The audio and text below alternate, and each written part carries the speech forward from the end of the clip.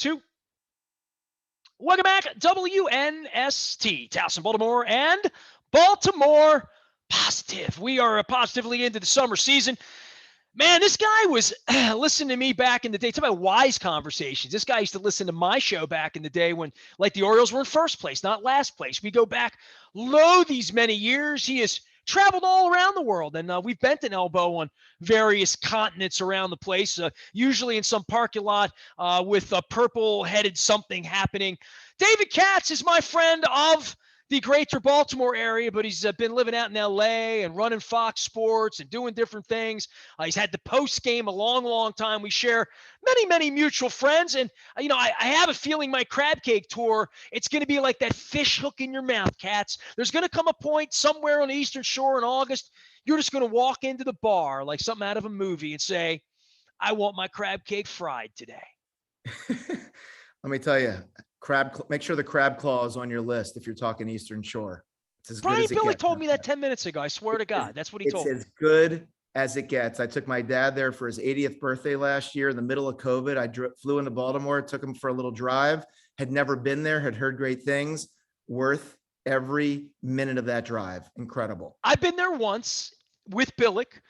It was a boat day where this is before Brian had the boat in Y River. This is like when he was still the Ravens coach, I think. And we took the boat from Annapolis over there, and we ate crabs there. And then we took the boat back to Annapolis. So I have been to the Crab Claw. I have never had the crab cake there, which is part of like the whole thing. So be honest with me. You grew up here. You've run sports media entities, Yahoo and other places. How long have you really like been gone from Baltimore, like not living here?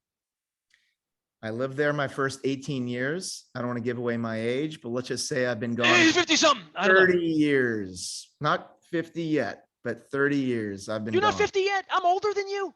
You're older than me, man. You're older than me. You don't look older than me. The same age. That hair is half my age, but yes, I'm quickly approaching 50, but not 50 yet. Wow, you're younger than me. I never knew that. You were always so much more accomplished. I just figured you must have been older. Not at all. Not at all. So you've been gone 30 years? Yeah, I've been gone 30 years. Crab cakes and places you've been. Before we get to your sports and you quitting the gig at Fox and now you're doing the post game and like all these Ravens seasons, we'll get to all of that. People around here know who you are if they've been here. I mean, David Rose, I introduced him to Korean barbecue the other night up in New York. So crab cakes out of Maryland. Is there a point where is it like desperation at 2 a.m. where like you've been somewhere so long, you haven't had a Maryland crab cake, you walk in the place and it says on the menu, Maryland crab cake, and you're like, I know I'm in Oregon, but I'll try it. Or like, is there ever a point that happens? Every one of these top restaurants in LA has Maryland crab cakes. No, they don't. They all have Maryland crab cakes. And I order them almost every time. And I know I'm going to be disappointed. And I am. And they think they're doing a good job. It's all filler. Half the time it's fried. I'm a broiled guy. You may be a fried guy. But it's just the preparation. They all fried with love. It's not just fry it. You don't just throw it in I'm from Dundalk. And some of the sub shops over there when I was a kid, they would put the crab in the same grease, thing that they put the French fries, the fillet of fish, like all that. No. I'm talking about the way Nancy Longo over Pierpoint would gingerly, appropriately fry it, pan fry it with love. You know what I mean? There you go. Pan fry is different than deep fry. And I think that's what you're getting at. But let me tell you, when these restaurants put that remoulade sauce on it and they New Orleans it up, or there's a mayo, I don't even know what there's a mayonnaise on the side, usually like a pinkish hue, and they're trying to convince me, no, this is Maryland. So I'm just special sauce. Yeah, special sauce. Let's just be real. This is not a Maryland crab cake. I saw maybe one tiny flake of lump. It's not jumbo lump. It's okay. But I'm always disappointed, but I always go for it. I'm crab all the way through. And I actually plan at least 3 or 4 trips back home to Baltimore every year. My parents think it's to see them. Occasionally they think it's maybe for a Jewish holiday. You're going to see me at the crab places. I'm at Papa's all the time. I love that place. Has nothing to do with Oprah. If anything, that might be a demerit for it, but I like Papa's. I still like the Corner Stable because I like my ribs with my crab cake, and I think they do a great job. And I will get G&M depending on what time my flight gets in. I'll hit G&M on the way just because it's so convenient and it's Well, if in you that hit it window. Thursday with me and Dimitri over there, we've got the Stuart Pittman, Anne Arundel County Executive, is joining us at G&M on Thursday at 2 p.m. If you hear it before the 8th, great. If you hear it afterward, that's awesome too. We were in Harford County last week with Barry Glassman, who is running for controller. We had an unbelievably delicious crab cake from Barrett's on the Pike. It was so good my wife ate it the next day. She ate half of my crab cake that I brought home, and I'm like, they're like, you want to take this home to your wife? And I'm like, my wife doesn't eat crab cakes. Yes, I'll take it home, but don't think you're doing anything for my wife because she'll eat the green beans, but I'll eat the crab cake. And I woke up Saturday, she had picked at it like a mouse, and she's like, that crab cake was delicious. And the next day I had to give half of it because we're married and that's the way you do things. So, yeah, man, I hear you. So for me and you, we've been friends a long time. You showed up like on my timeline as not my time, like not like you and me, like the media was reporting on your departure from Fox Sports right around the 4th of July. So I'm like, first thing I do with anyone who changes jobs and that I love and are my friends, I send you a text and say, are you cool? Whether it was your decision or not, it's permanent, it's good now. Let's, I can be a shoulder to cry on or an attaboy or a pick me up. How are you? You doing okay? Tell everybody in Baltimore how you're doing. I'm doing great. I've never been better. And I'll tell you, you're a sports journalist, but you're also you're more of a political journalist and a lifestyle journalist, and you do all these things, and you've been a personality for so long. When you're in the digital space and you spend all your time in the digital space, you know that 2-3 years in the digital world, it's more than dog years. It is an eternity, and you constantly need to evaluate and reevaluate where the world is going. And we've had many conversations over the years about where sports media and sports digital technology is going. And none of them correct, by the way. It always they're always wrong. It's always next year that the things you think are coming are coming. And I've been saying that for a long time, but this time it's real. And there's this thing that's changing the game for sports fans. And it's coming state by state. And Maryland, I believe, passed a law to enable it for this coming year. And you see the Ravens having signed multiple sports books, but this whole intersection of where the sports fan and sports content meets wagering, sports betting, gambling, and how those worlds are coming together has really become my passion. And it's what I spent most of the last 3 years at Fox Sports thinking about and working on, and working with the best production team in the business. Unfortunately, as a Ravens fan, we end up watching a lot of CBS. I spent 8 years at CBS. I have a lot of affinity there, but the production quality of the Fox Sports games, whenever you get that Fox Sports game for the Ravens, you see the difference. I've been working with the best team in sports production for the last 3 years. It's been a blessing, but my passion is this intersection of sports with transactions, not just getting the sports fan to try to click on a link and spend time with you, that attention game that we play, where you're trying to get them to consume as much content as possible. But the idea that you can get a fan to do more than just spend time and consider, but they can click through and now take action. That's the future of digital as it relates to sports. That's what I've spent so much time thinking about and playing in and working with our partners at Fox Bet on. And I think that's the most dynamic space in sports media and sports digital for the next 10 years. And I want to figure out my role in that. And that's a goal. So Fox has been awesome. I'm sticking through it through the end of the summer, working on and finishing up some projects for the leadership team there. And then I'm going to be figuring out my next move, which is probably you're going to see play in that space in some form or fashion. David Katz is our guest. He is the Baltimore David Katz of formerly Fox Sports and Yahoo, but of course now the Postgame, where you always found him, and I think where you and I found each other at many, many points over the last couple of decades in doing this. How long's Postgame been around? Well over a decade, right? Yeah, I think it's been 13 years at this point. It was right around the time I did NST, probably 07, 08, 09, right? We saw each other at every one of these conferences. You were always in the front row taking a lot of great notes. And we bonded over our love of the space and You remember me Baltimore as being in the well. front row? You're always in the front row. I always sit in the front row. You're a front row guy. Yeah.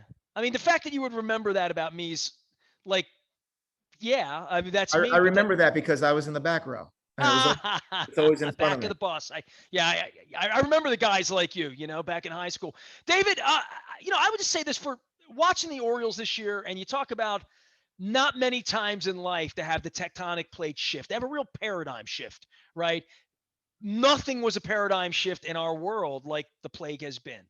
And now we're coming out of it in all sorts of different ways. I have a new brand. I have new hair. You can pull on it if you want. It's real. Despite what Marvin Lewis says, I don't color it. Not yet anyway, but there's some stuff under here I'm looking into. Give me a sponsor on that, just for men, just for me, whatever.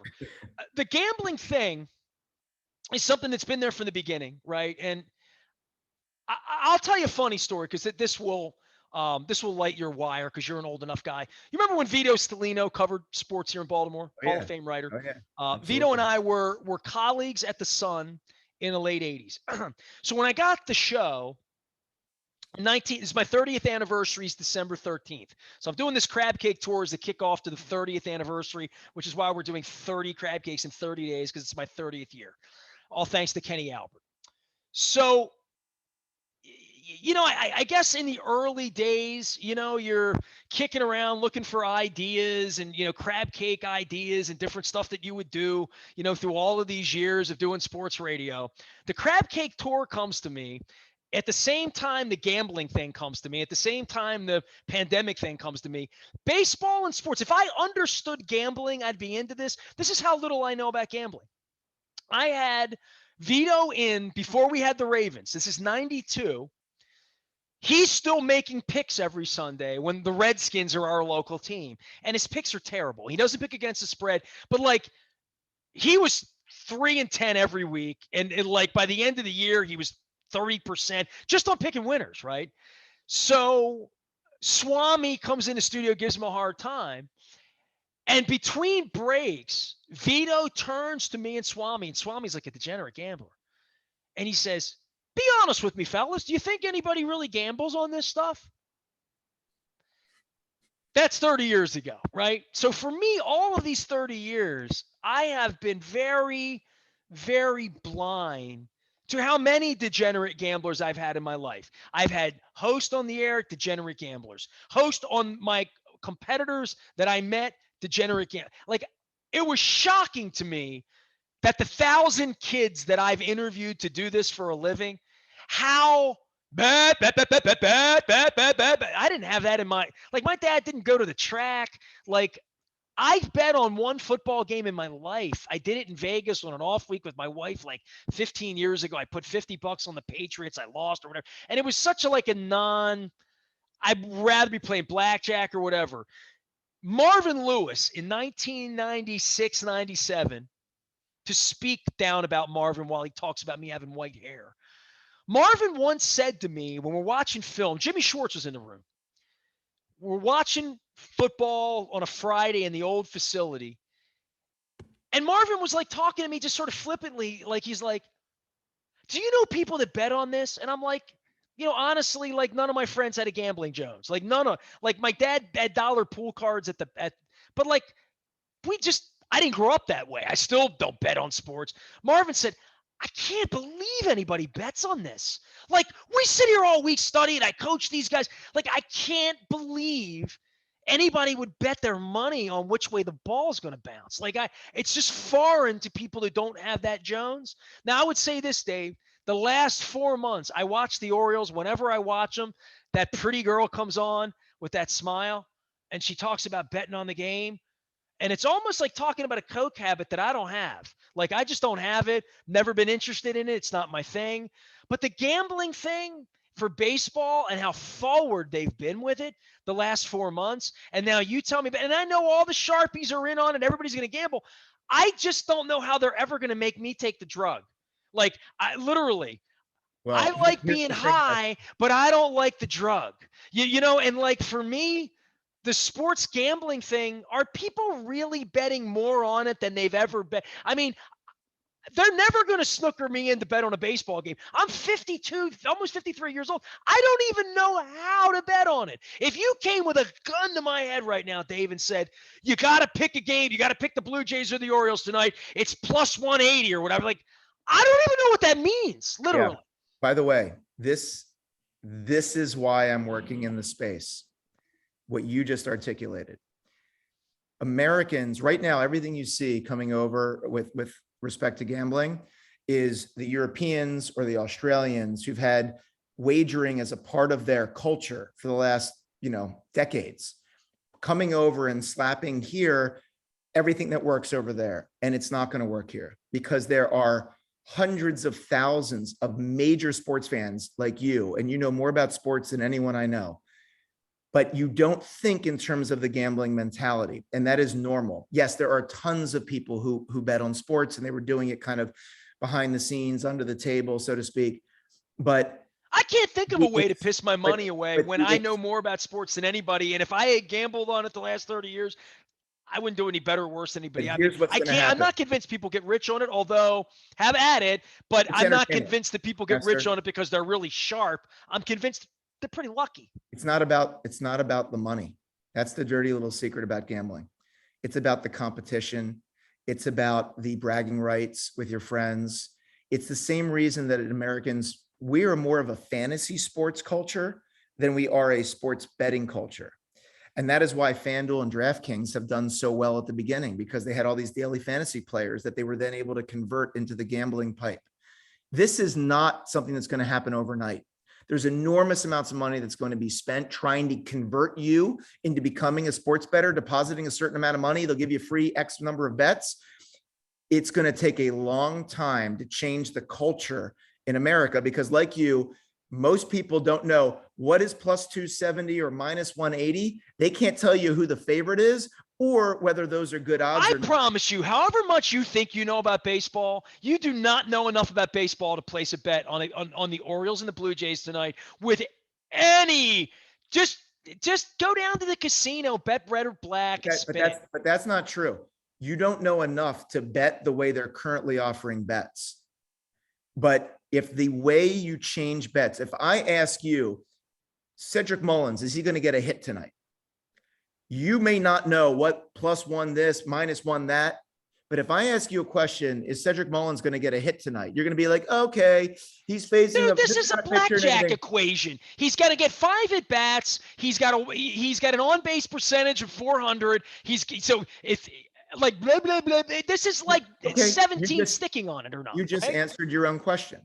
If the question is posed in a different way and not just about a number and an odd, but if it's posed in the form of a probability, and you who studies the sport or studies the team feels like, I have a sense of how Lamar Jackson's going to do this weekend. He's playing a defense that's not good against the run. He's going to get some rushes.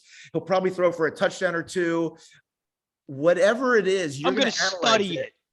You analyze it. You do it anyway. I've been on the radio 30 years. Nothing makes me piss myself with laughter more than when some guy in Parkville says, I've been studying the numbers. I got the numbers here. I looked at the intangibles, Greek. It cracks me up. And I bet 100 on that one. You know, I'm like, Nestor, why don't you just go roll dice, bro? You know what I mean? Why don't you just go bet on whether the red light's going to be red or green? 2 years from now, you're going to have a sports wagering show on Baltimore Positive. I will. If I can make money on it, I'm all about it. I'll place good odds on that. Well, only if you're managing it. David Katz is here from the post game. Mr. Raven, Mr. Oriole, Mr. Terp, right? You're all that in a bag of donuts. West Coasting right now. Is it easy to skip the Orioles games even when they're playing the Angels? I used to get MLB.TV. I'd watch every game, and the time zone worked for me because I could finish up my work day and turn the Orioles on and end my day with the Orioles every day before I'd go out to dinner. I am very disconnected right now. I get the alerts on my phone. I built that Fox Sports app and website to be able to give me all the alerts when my players and teams are doing interesting things. So I generally know what's happening. But no, I could not tell you. I'm looking 2 years ahead and hopeful that Michael Elias is able to put together a winning team of all these great young players. And I'm excited to see what the Mountcastles and the Mullins are doing and folks like that. And we'll see how many of these players are really around 2-3 years from now when the team is purported to be ready to compete. But it's really hard to be an Oriole fan these days. But at the same time, 21 years in Los Angeles, and the Dodgers finally did it. So from my baseball appreciation, it's been a lot of great years to see great baseball with the Dodgers just down the street. But I don't bleed Dodger blue in the same way I bleed, Baltimore Oriole orange there. So it's not the same feeling even when the local team does well after this many years. I'm still all Baltimore on. For me, it's Ravens, it's Terps, it's Orioles. Get that Hollywood picture off from behind you. Get you some crab cakes there or something like that. Get your picture like I got behind me. I have a feeling you have enough Baltimore stuff in your condo, right? I've got a lot of memorabilia, thanks to Ray Lewis, Ed Reed, and others. Well, it made it fun. It's been a fun ride so far. Football season right around the corner. Dave, I'll check in with you again during the Crab Cake Tour in August. We'll get you ready for football season as well. And are you going to be in Vegas? I'm planning on being in Vegas, and then I'm planning on flying to Baltimore to go to the Kansas City game. I will hit at least 6 or 7 games this year. Well, we're going to have a crab cake on that Friday. Then that's perfect. I will count on that. In early September, you'll have some stories to tell, and I'll have some too. Not that far off, 8 weeks from now, Dave. So take care of yourself. Good luck on the exit from Fox. Get down to Postgame, do the whole thing, and make sure you stay in touch with us, all right? Thank you, Nestor. Appreciate it as always. Best of luck, and best of luck, most importantly, with the hair. Keep it coming. Hey, man, I'm in my Paul Stanley Animal Eyes, Heaven's on Fire era is where I'm going right now, all right? Great to see you. Black Crows are on the road. I'm just trying to get their hair back is all I'm trying to do. David Katz for the postgame of soon to be formerly of Fox Sports, of course, and always of Baltimore via Los Angeles. You can find me Baltimore via Dundalk and sometimes Catonsville and sometimes all around. Our friends at Royal Farms have the Chicken Palooza going on. That's one thing Katz can't get out in L.A. right now, and I'm not going to overnight chicken. He's got to come here and get it fresh. Always fresh. Real fresh, real fast. Our friends at Royal Farms and Chicken Palooza in the middle of Crab Cake Palooza. So there, have at it. I'm Nestor. We are WNST.net, AM 1570. Towson, Baltimore, and we never stop talking Baltimore positive.